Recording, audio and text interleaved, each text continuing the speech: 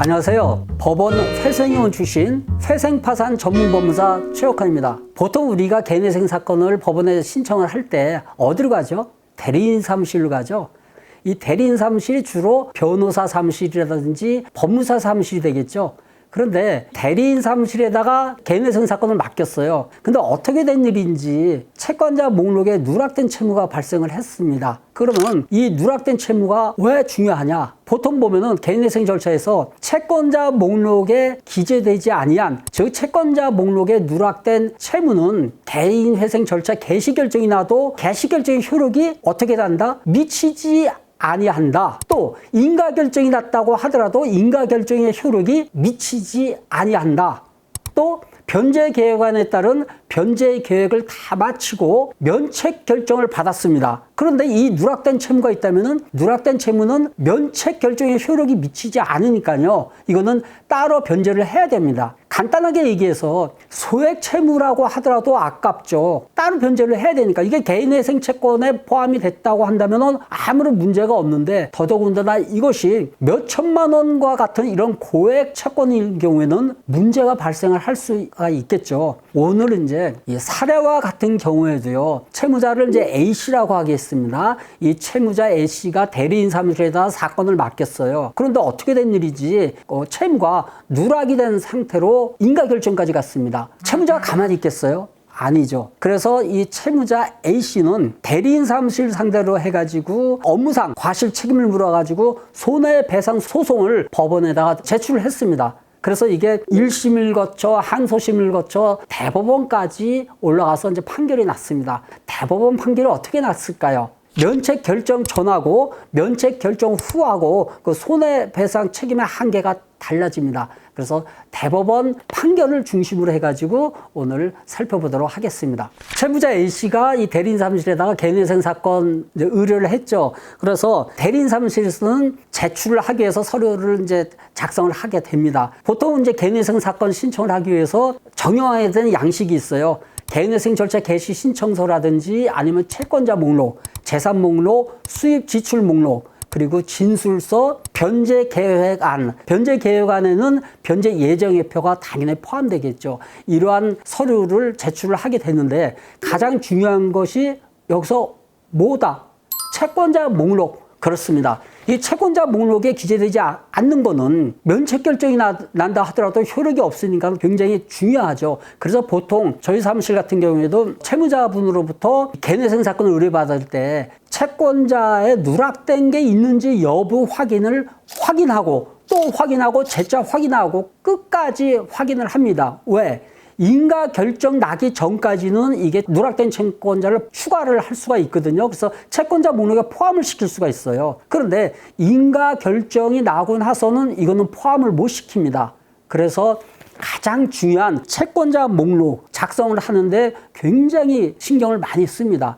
그리고 채권자 목록을 작성을 할 때 보면은 보통 채권자 번호를 이제 부여를 하거든요. 근데 우리가 부채증명서를 발급받으면요, 채권자 하나당 부채 내용이, 채무 내용이 보통 이제 하나인데 그렇지 않은 경우도 가끔 있습니다. 즉, 어떠한 은행에서 부채증명서를 발급을 받았는데 그 채무 내용이 몇 개가 되는 경우가 있어요. 뭐 3개가 수도 있고 많은 분은 5개가 될 수도 있고. 그러면은 채권자는 하나입니다. 채권자 한 군데지만은 채권자 번호는 각 채무 내용에 따라서 달라집니다. 뭐 3번, 4번, 5번 이런 식으로 채권자 번호를 다 다르게 부여를 하고 있습니다.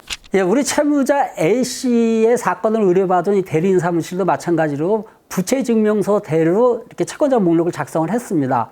근데 부채증명서를 발급을 받아보니까는 D은행, 이게 D은행이면 어디인지 모르겠습니다만 어쨌든 간에 D은행으로 하겠습니다. D은행에 대한 채무 내용이 3개가 됩니다. 3번, 4번, 5번 이렇게 채권자 번호를 이제 부여를 했는데요. 3번 채무의 채권액이 3만 원, 그리고 4번 채무액이 7,200만 원. 그리고 5번 채무액이 3만 원. 그리고 이제 뭐 5번, 6번, 7번 쭉 나가다가 10번 채무액이 요거 신용카드 대금이었는데요. 이 신용카드 대금이 11만 원. 이렇게 작성을 해가지고 법원에다가 이제 개내생 절차 개시 신청서를 제출했습니다. 그런데 법원에서는 이제 이후에 금지 명령도 나오고 당연히 이제 또 보정 권고가 나왔죠. 보정 권고 내용 중에 하나가 3번 채무가 아까 얼마라 그랬죠? 예, 3만 원이라 그랬습니다. 그 5번 채무가 얼마라 그랬죠? 5번 채무가 3만 원이라 그랬죠. 그리고 아까 10번 채무가 11만 원이라고 했습니다.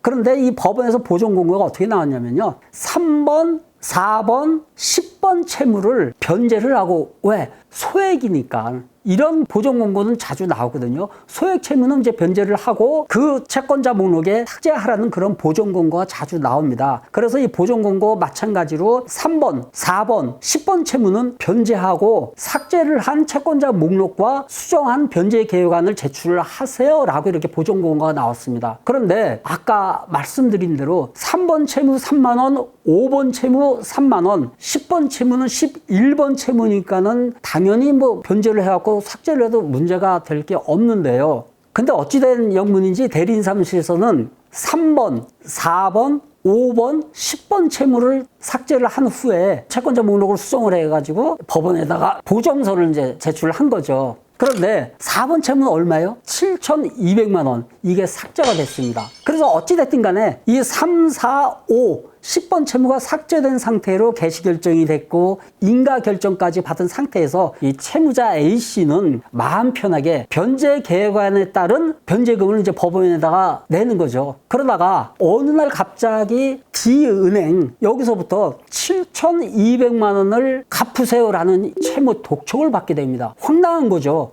그래서 이 채무자 A씨가 확인을 했습니다. 이게 도대체 어떻게 된 거지? 그래가지고 봤더니만은 채권자 목록에 D은행 자체 채무가 하나도 없어요. 당연하죠. 다 삭제를 했지 않습니까? 대리인 사무실에서. 근데 7,200만 원은 이게 삭제를 하면 안 되는 거였거든요. 황당한 이 채무자 A씨. 어떻게 하겠습니까? 대리인 사무실을 상대로 해가지고 7,200만 원에 대한 손해배상 책임을 묻는 소송을 법원에 제출했습니다. 그래가지고 이제 법원에서 재판을 하는데요. 이 소송 결과가 1심을 거쳐서 항소심 그리고 최종 상고심이 대법원까지 올라갔습니다. 대법원 판결은 대리인 사무실의 주의 의무를 해태한 이 사실은 대법원도 인정을 했습니다. 그런데 이 A씨가 변제 계획안에 따른 변제를 아직 마치지 않았고 면책 결정을 받지 못했거든요. 그래서 면책 결정을 받기 전과 또 면책 결정을 받은 후 손해배상 책임의 한계가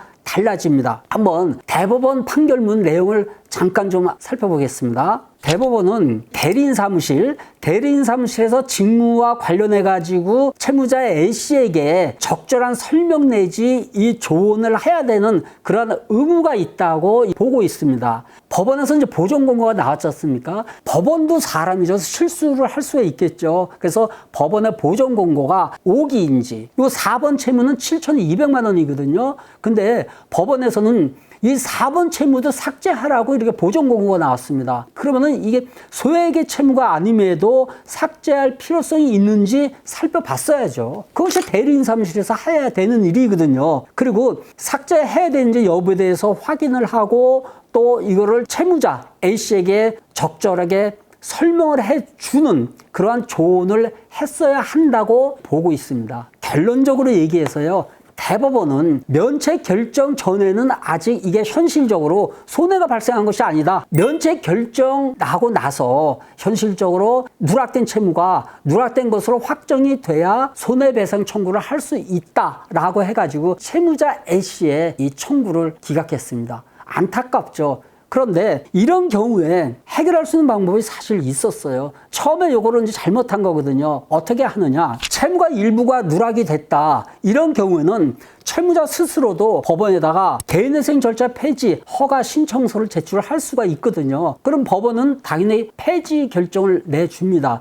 누락된 채무가 발생을 했으면은 법원에다가 폐지 결정을 받은 다음에 다시 누락된 채무까지 포함을 해가지고 법원에 개인회생 절차 개시 신청을 재신청을 했으면은 더 좋았을 것 같다는 그러한 말씀을 드리면서 오늘은 대리인 사무실 과실로 누락된 상태로 개인회생 절차 개시 신청이 진행이 된 경우에 면책 결정 후하고 면책 결정 전하고 대리인 사무실의 손해배상 책임의 이 범위가 달라진다는 대법원 판결을 중심으로 살펴봤습니다. 오늘 최혁환 법무사의 회생TV는 여기에서 마무리하겠습니다. 다음번에도 더 재미있고 유익한 컨텐츠로 찾아뵐 테니까요. 오늘 제 영상이 좋으셨다면 구독과 좋아요 눌러주시고 많은 응원의 댓글 부탁드립니다. 다음 영상에서 뵙겠습니다. 여러분 안녕히 계세요.